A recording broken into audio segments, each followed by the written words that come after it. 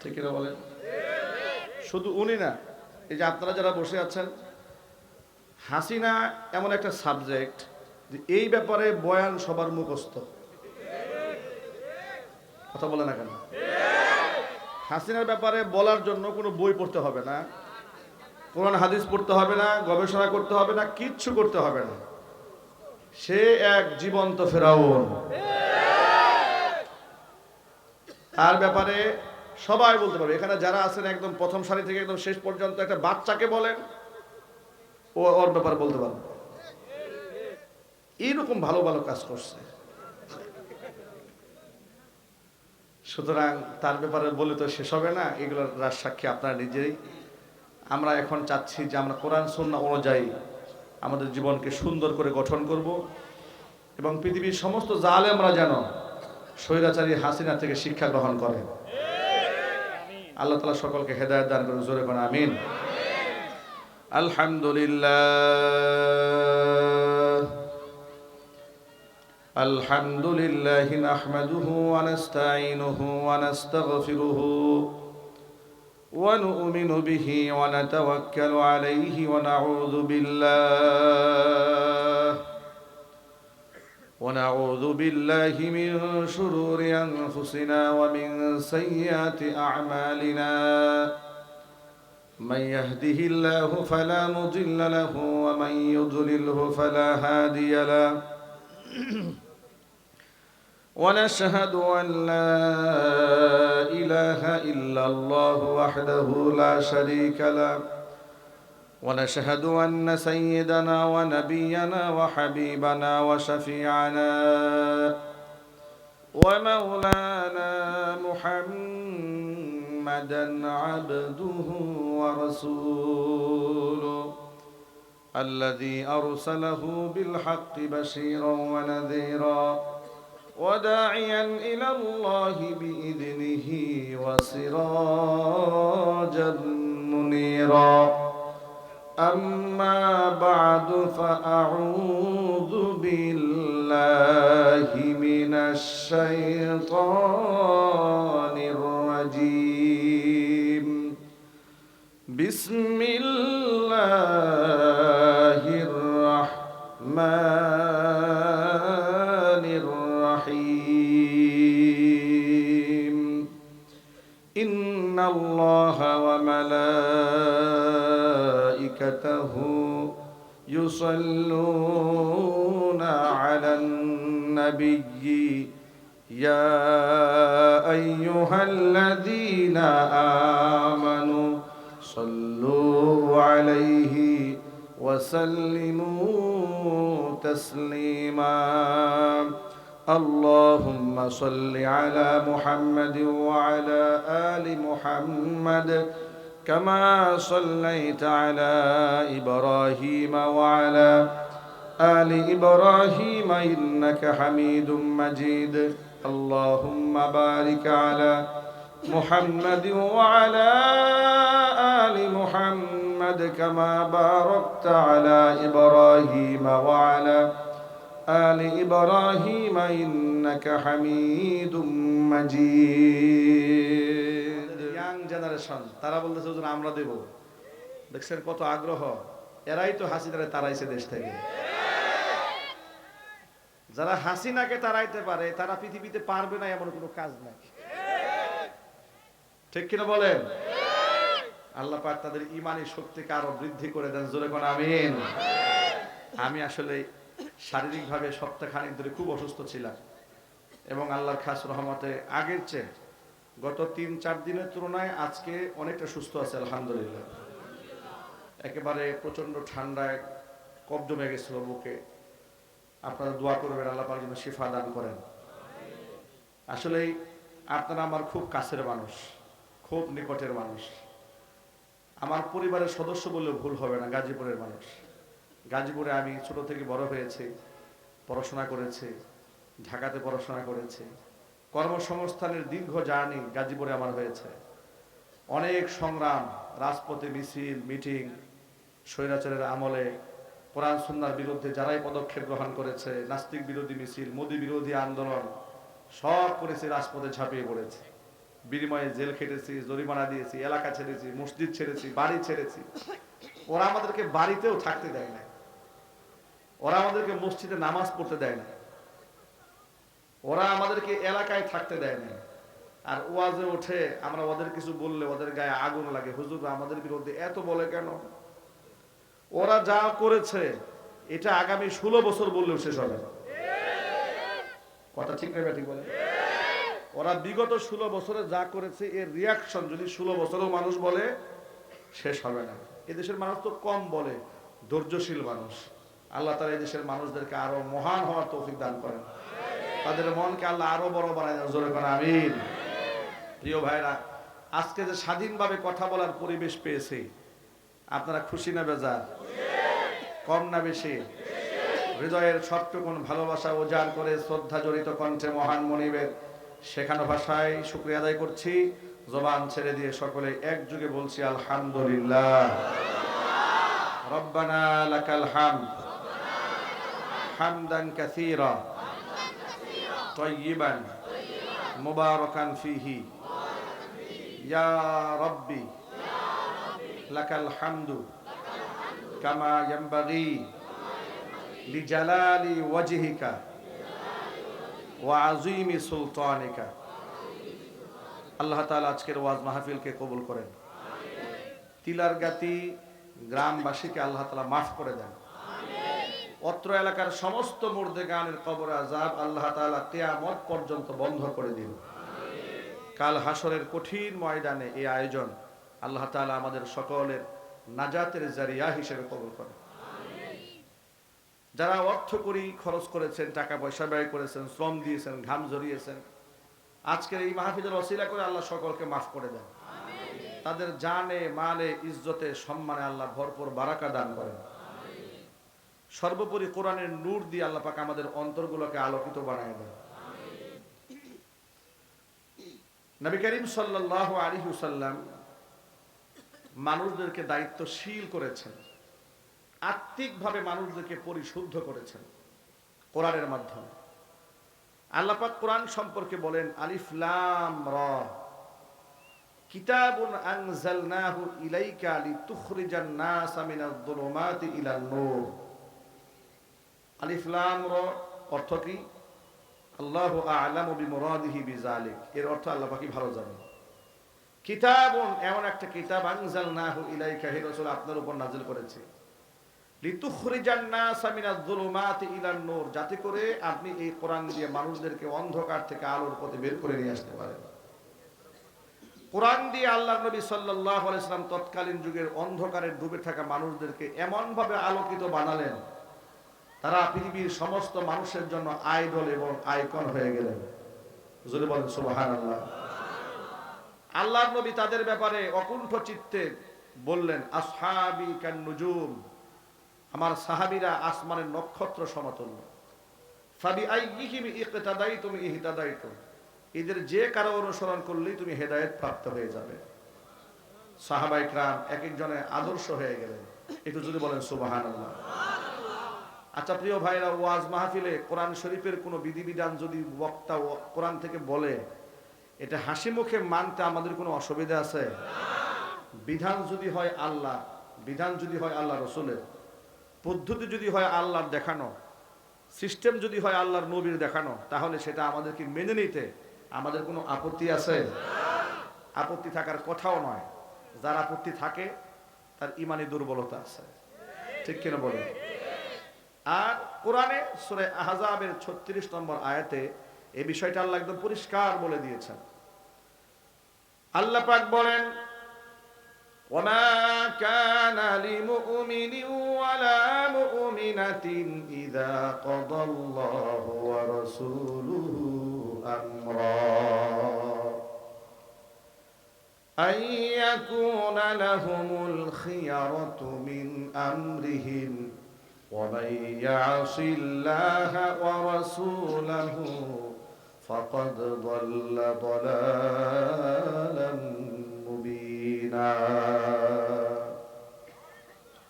সূরা আহজাবের 36 নম্বর আয়াতে আল্লাহ পাকের স্পষ্ট ঘোষণা,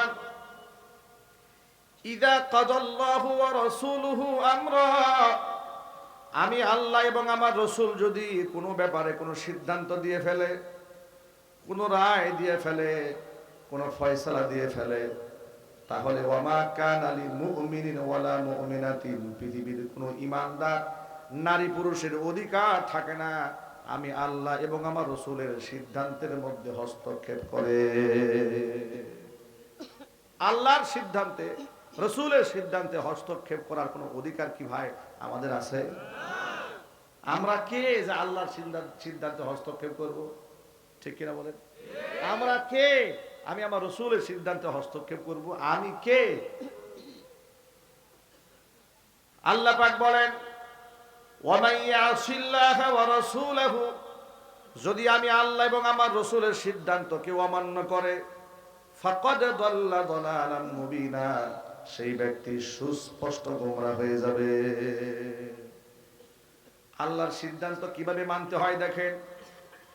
আল্লাহর হাবিবের একজন সাহাবী, নাম তার জুলাইবিব রাদিয়াল্লাহু তাআলা আনহু, কালো মানুষ ছিলেন, খাটো মানুষ ছিলেন, টাকা পয়সা ছিল না, কিন্তু তাকওয়া এবং পরহেজগারী তার উজ্জ্বল দৃষ্টান্ত ছিলেন তিনি। যার দরুন আল্লাহর নবী তার ব্যাপারে বলেছেন, জুলাইবিব, আমি মুহাম্মদ সাল্লাল্লাহু আলাইহি সাল্লামের, আর আমি মুহাম্মদ সাল্লাল্লাহু আলাইহি সাল্লাম জুলাইবিবের। কি দামি কথা না এটা? একটা রাজনীতিবিদ যদি কেউ বলে যে ও আমার, খালেদা জিয়া যদি বলে যে বিএনপি নেতা বক্তব্য দিয়ে গেল যে ও আমার লোক, কি কথাটার ওজন আছে না ভাই? রসুল বলেন জুলাইবিব আমার, আমি রসুল জুলাইবিবের। সুবহানাল্লাহ। অথচ এই লোকটার না আছে কোনো টাকা পয়সা, না আছে চেহারা, কিচ্ছু নাই, কিন্তু তাকওয়ার উজ্জ্বল দৃষ্টান্ত। একদিন হুজুরের সামনে তিনি আসলেন, এসে বলেন, হে আল্লাহ রসুল, আমি যদি মারা যাই আর আল্লাহ যদি আমাকে জান্নাত দেন, তো আল্লাহ কি আমাকে জান্নাতে হুর দেবে? তিনি জানতে চাচ্ছেন। এই কথার পেছনে একটা গুপ্ত প্রশ্ন আছে, রহস্যজনিত প্রশ্ন এটা। হুর তো আল্লাহ সকলকে দেবে, তো জুলাইবিব আলাদা করে কেন বললেন যে আল্লাহ কি আমাকে হুর দিবে নাকি? আল্লাহর নবী তার প্রশ্নের মধ্যে, তার এই প্রশ্নের ভিতরে তার মনের অবস্থা বুঝতে পারলেন। হুজুর জুলাইবিবকে বললেন, হাল্লা তাতাজাওয়াজিয়া জুলাইবিব, ও জুলাইবিব তুমি বিবাহ করো না কেন? জুলাইবিব বললেন, নবীজি, আমার মতো ব্যক্তিকে কে বিবাহ করবে? না আছে আমার টাকা পয়সা, না আছে চেহারা, না আছে বংশমর্যাদা, কোনো কিছুই তো আমার নাই। এটাই তিনি মনে করেছিলেন, যেহেতু দুনিয়াতে কেউ আমাকে পছন্দ করে না, তো জান্নাতে গেলে কি হুরের আমাকে পছন্দ করবে নাকি? এটা তিনি মনের মধ্যে দুঃখ নিয়ে রসুলকে প্রশ্ন করেছে, হে রসুল, হে আল্লাহর নবী, আল্লাহ কি আমাকে হুর দেবে? হুজুর বুঝতে পেরেছেন মনে ভাবটা কি। হুজুর জিজ্ঞেস করলেন, হাল্লা তাতাজাওয়াজ, বিবাহ করো না কেন তুমি, করো নাকি? জুলাইবিব বলেন, হে রসুল, আমার আছেটা কি, আমাকে বিবাহ করবে কে? একদিক থেকে গায়ের রং কালো, একদিক থেকে টাকা পয়সা নাই, আরেক দিক থেকে বংশ খুব উঁচু বংশ নয়, কোন দিক থেকে কেউ আমাকে সাপোর্ট দেয় না। আল্লাহর নবী এবার জুলাইবিবের দায়িত্ব গ্রহণ করলেন। জুলাইবিবকে বিবাহ করাবার জন্য নবীজি সাল্লাল্লাহু আলাইহি ওয়াসাল্লাম চতুর্দিক থেকে পাত্রী তালাশ করা শুরু করলেন। খোঁজখবর নিয়ে শুনতে পেলেন একজন আনসারী সাহাবীর ঘরে বিবাহ উপযুক্ত সুন্দরী একটি মেয়ে আছে। নবীজি সাল্লাল্লাহু আলাইহি ওয়াসাল্লাম আনসারী সাহাবীকে ডাকলেন, ডেকে বললেন, সাহাবী, তোমার ঘরে বিবাহ উপযুক্ত মেয়ে আছে? বলে, হ্যাঁ আছে। বিবাহ দিতে চাও? জি দিতে চাই।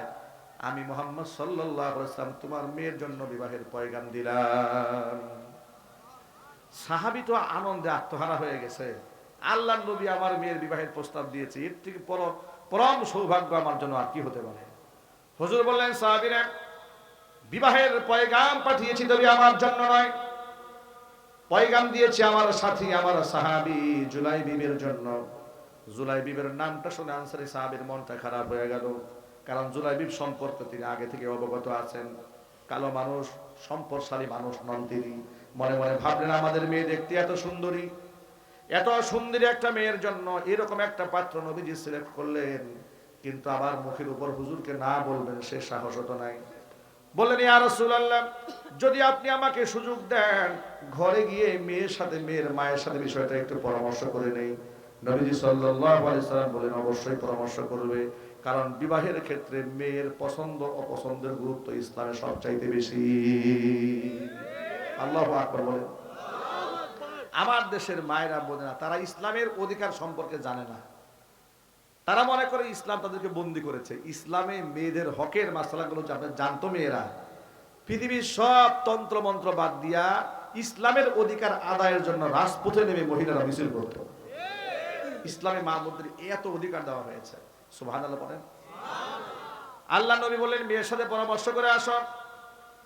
এবার তিনি ঘরে গেলেন, মনে মনে ভাবলেন যে ছেলেটি আমারই পছন্দ না, সেই বিষয় নিয়ে এত মেয়ের সাথে পরামর্শ করার কোনো দরকার নাই। মেয়েকে আড়ালে রেখে মেয়ের মায়ের সাথে একান্তে তিনি আলাপ করতেছিলেন যে শোনো, নবীজি সাল্লাল্লাহু আলাইহি সাল্লাম আমাদের মেয়ের জন্য বিবাহের পয়গাম পাঠিয়েছে। এই কথা শুনে আনসারী সাহাবীর স্ত্রী মেয়ের মা সেও খুশি হয়ে গেছে। হুজুর প্রস্তাব দিয়েছে, বড় একটা ব্যাপার না, এটা সৌভাগ্যের ব্যাপার। তিনি বলেন শোনো, মুহাম্মদ সাল্লাল্লাহু আলাইহি ওয়াসাল্লাম প্রস্তাব দিয়েছে, নিজের জন্য দেন নাই, দিয়েছেন তার সাহাবী জুলাইবিবের জন্য। জুলাইবিবের বিবরণ সামনে তুলে ধরলেন। এটা শুনে মেয়ের মার মনটা খারাপ হয়ে গেছে। এখন বাবাও পছন্দ করছে না পাত্রকে, মাও পছন্দ করছে না। এখন এই প্রস্তাবটা নবী করিম সাল্লাল্লাহু আলাইহি ওয়াসাল্লামের কাছে গিয়ে প্রত্যাখ্যান যে করবে, তারা মনে মনে ভাবলেন ঠিক আছে, যাই হোক না কেন, লজ্জা শরম ভেঙে, যেহেতু পছন্দ নয় বলতে তো হবে, যেহেতু রাসূল দায়িত্ব দিয়েছে। তিনি সিদ্ধান্ত নিলেন গোপনে চুপচাপ করে রাসূল পাক সাল্লাল্লাহু আলাইহি ওয়াসাল্লামের কাছে গিয়া প্রস্তাবটা প্রত্যাখ্যান করে দিয়ে আসবে। প্রস্তাব প্রত্যাখ্যান করার নিমিত্তে ঘর থেকে বের হচ্ছে, বাবা ঘর থেকে বের হয়ে যাচ্ছে। এমন সময় পেছন দিক থেকে মেয়েটি তার বাবাকে ডাক দিয়ে বলছেন, আব্বা জান দাঁড়ান, কোথায় যান? কার প্রস্তাব আপনি প্রত্যাখ্যান করতে যাচ্ছেন? এতক্ষণ পর্যন্ত মায়ের সাথে যে বিষয় নিয়ে আপনি আলোকপাত করেছেন, কথোপকথন করেছেন, পর্দার আড়ালে দাঁড়িয়ে আমি সব কথা শুনে নিয়েছি। আপনি কি কোরআন শরীফের আয়াত পড়েন নাই? সূরা আহজাবে আল্লাহ কি বলেছেন? আল্লাহ বলেছেন ওয়া মাইয়াসিল্লাহ ওয়া রাসূলাহু, যেই ব্যক্তি আল্লাহ এবং তার রাসূলের সিদ্ধান্তকে অমান্য করে, ফাকাদ দাল্লা দালালান মুবিনা, সেই ব্যক্তি সুস্পষ্ট গোমরা হয়ে যায়। আপনি তো বিভ্রান্ত হয়ে যাবেন। খবরদার নবীজির কাছে গিয়ে প্রস্তাব প্রত্যাখ্যান করবেন না, আমি সব শুনেছি। আল্লাহর হাবিবের সামনে গিয়ে বলবেন, নবীজি আমাদের মেয়ের জন্য যে পাত্রকে আপনি সিলেক্ট করেছিলেন, আমার মেয়ে হাসি মুখে আপনার প্রস্তাব মেনে নিয়েছে। সাহাবায়ে কেরাম আল্লাহ এবং আল্লাহ রাসূলের সিদ্ধান্তকে এইভাবে গ্রহণ করতেন। আমাদের মতো না, যেটা আমাদের পছন্দ হয় আমরা মানি, যেটা পছন্দ হয় না ওটা আমরা মানি না। ঠিক কিনা জোরে বলেন? এদেশে মুসলমানদের সবচেয়ে বড় সমস্যা এই জায়গায়। মুসলমানরা ইসলাম মানে যেটা পছন্দ হয়, যেটা পছন্দ হয় না ওটা আর মানে না। যেমন উদাহরণস্বরূপ বলা যায়, দাড়ি রাখার আমলটা অনেক যুবকের পছন্দ না, মুসলমান। ঠিক নেবে ঠিক? অথচ এখানে স্টেজে অনেক আলেমরা আছে, ফিকহের কিতাবে দাড়ি সম্পর্কে কি আসছে তো জিজ্ঞেস করবেন। পৃথিবীর সমস্ত ফাকিহরা এই ব্যাপারে একমত, দাড়ি রাখা ওয়াজিব। ঠিক কিনা বলেন? এটা শুধু সুন্নাহ নয়, এটা দাড়ি রাখা ওয়াজিব। কিন্তু এই ব্যাপারে দেখেন কত উদাসীন আমরা, গাফেল। আমার মায়েদের জন্য পর্দা করা সুন্নত না ফরজ, এই ব্যাপারে দেখেন আমরা কতটা উদাসীন। অনেক লোক আছে মসজিদে নামাজ পড়ে কিন্তু ঘরের বউরে পর্দা করায় না। নামাজ পড়ে, হজও করে, উমরাও করে, মেয়েকে বিশ্ববিদ্যালয়ে পাঠিয়ে দিয়েছে জিন্সের প্যান্ট পরাইয়া। বাস্তবতা আছে না নাই জোরে বলেন? হাদি সাহেবের মেয়ে বিশ্ববিদ্যালয়ে গিয়েছে জিন্সের প্যান্ট পরে। হাদি সাহেব মেয়ে বিবাহ দিচ্ছে, ঢাকা থেকে শিল্পী নিয়ে আসছে, গায়ে হলুদের অনুষ্ঠানে নাচাবে বলে। বাস্তবতা নাই বাংলাদেশে? গায়ে হলুদের অনুষ্ঠান ধুমধাম করে সাউন্ড বক্স বাজাচ্ছে, প্রভাবশালী প্রতাপশালী, আপনি কিচ্ছু বলতে পারবেন না। হাতটাকে মসজিদ কমিটির সভাপতি, সেক্রেটারি, এগুলো নামাজও পড়ে না ঠিক মতো, সভাপতি হয়ে বসে আছে, সেক্রেটারি হয়ে বসে আছে। ওয়াজ মাহফিলের প্রধান অতিথি, নামাজ নাই, কথা বলে না কেন? সূরা ফাতিহা ঠিক নাই, কিন্তু ইমাম বক্তার আগে, বক্তার উপরে মোটা করে নামটা দিতে হবে, তা না দিলে কলিজা ঠান্ডা হয় না। কথা ঠিক নেবে ঠিক? জাহিরিতা জিহালাতের একটা তো সীমা থাকা উচিত, মূর্খতার একটা স্কেল থাকা উচিত। আমার প্রিয় ভাইয়েরা, কাউকে মনে আঘাত দেওয়ার জন্য কথাটা বলিনি, বুঝাবার জন্য বলছি। ইসলামের বিধিবিধানটা এমন, আপনি যদি সব মনে যেটা পছন্দ হয় শুধু সেটাই মানেন, পছন্দ না হয় সেটা যদি না মানেন, তাহলে তো আপনি আল্লাহর কথার আনুগত্য করলেন না, আল্লাহর দাসত্ব করলেন না, নিজের নফসের গোলামি করলেন। ঠিক কিনা বলেন? মানে আমার সব পছন্দনীয় বিষয় আমি মানবো, অপছন্দনীয় বিষয় বাদ দেব। তাহলে কি আমি আল্লাহর গোলাম হতে পারলাম? আমি কার গোলাম হলাম? আমার নফসের গোলাম হয়ে গেলাম। যদি আমার পছন্দ হলে মানবো, পছন্দ না হলে মানবো না। যেমন দেখেন, আমাদের দেশে কোনো বক্তা যদি নামাজের ওয়াজ করে কিছু লোক খুশি, রোজার ওয়াজ করে খুশি, যাকাতের ওয়াজ করে খুশি। যদি খালি একবার বলে দেশটা কোরআন দিয়ে চলতে হবে, এক সাথে সাথে নারাজ। একটু জোরে বলে, ঠিক কিনা বলে? এতক্ষণ বক্তা খুব ভালো, একদম ফেরেশতা সমতুল্য, বক্তার প্রশংসায় পঞ্চমুখ। এই যে আওয়ামী জাহিলিয়াতের সময় যে আমরা আসামি হয়েছিলাম, কোন জামানায়? কথা বলে না কেন? আওয়ামী জাহিলিয়াতের সময় এই যে আমরা যে একাধিক মামলার আসামি আমি হয়েছি, জেল খেটেছি, এলাকা ছাড়া হয়েছি। আপনারা বলেন, আমরা কি চুরি করেছি, ডাকাতি, কারো সম্পদ ছিনতাই করেছি, রাষ্ট্রের মাল বিদেশে পাচার করেছি, কারো জমি জমা দখল করেছি, কারো মেয়ে নিয়ে ভাগছি, কারো বউ নিয়ে পালাইছি? তাহলে আমাদের নামে মামলা কেন হলো?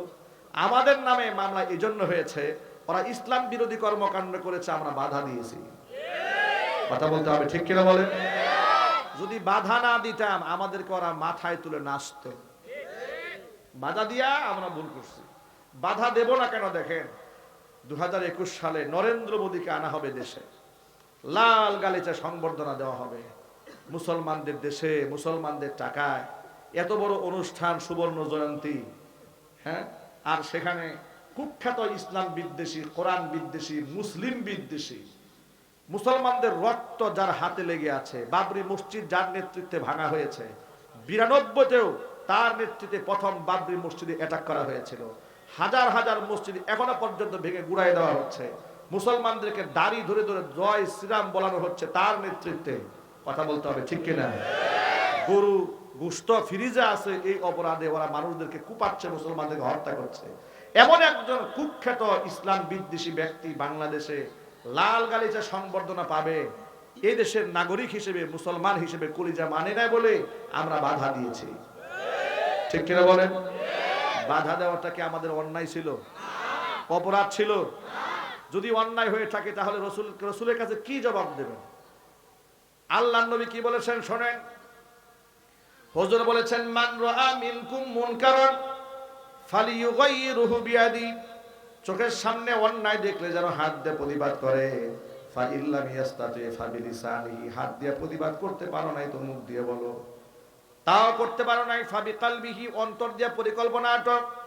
ওয়াযালিকা যাফুল ঈমান, এটা হচ্ছে দুর্বলতম ঈমান, যে অন্তর দিয়ে পরিকল্পনাটা। আমরা দুর্বল কেন হব? আমরা তো প্রথম সারির ঈমানদার হতে চাই, যদি বলুন ঠিক কিনা। এটা হচ্ছে নবীজি সাল্লাল্লাহু আলাইহি ওয়াসাল্লামের হাদিস। নরেন্দ্র মোদীকে তারা ভালোবেসেছে, প্রেম করেছে, কিন্তু আমরা ভালোবাসতে পারি নাই। কথা বলেন না ভাই? নরেন্দ্র মোদী কি বাংলাদেশকে ভালোবাসে? কারে ভালোবাসে? হাসিনারে ভালোবাসে। কথা বলে না কেন? যদি বাংলাদেশকে ভালোবাসতো তাহলে দেশের স্বার্থ দেখতো, হাসিনাকে কুলে আশ্রয় দিত না। ঠিক কিনা বলেন? তারা তারে ভালোবাসছে, ভালোবাসার কারণ আছে। ওই যে হাসিনা বলছে না, আমরা ভারতকে যা দিয়েছি ভারত কোনোদিন বলতে পারবে না।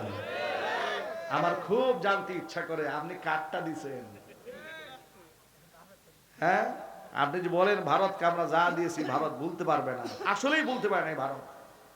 ভারত কিন্তু কৃতজ্ঞ রাষ্ট্র বোঝা গেল, তার দাসীকে যথা সময় কুলে তুলে নিয়েছে। ঠিক না? ঠিক জোরে বলেন। এবার কোরআন থেকে একটা রেফারেন্স শোনেন, কেন আমরা নরেন্দ্র মোদীকে পছন্দ করি নাই। কষ্ট হচ্ছে আপনাদের? বেশি রাত হয়ে গেছে।